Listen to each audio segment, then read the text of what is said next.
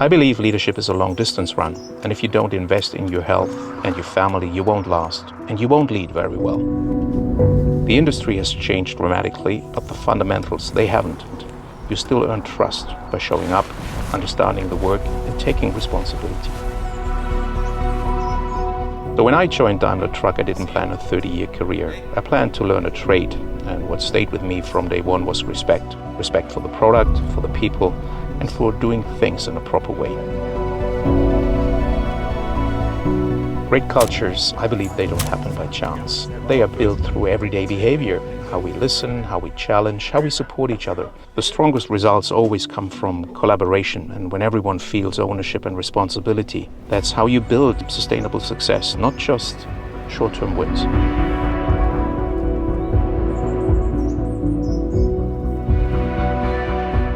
Walking through a workshop still feels familiar for me, and I see myself in today's apprentices. The curiosity, the pride in doing something well. At heart, I'm still a product person. What motivates me most is that we are shaping this future together. 30 years is something I'm proud of, but not because of the title I gained. I'm proud of the people, the trust, and what we continue to build together. What excites me most is not looking back, it's what's coming next.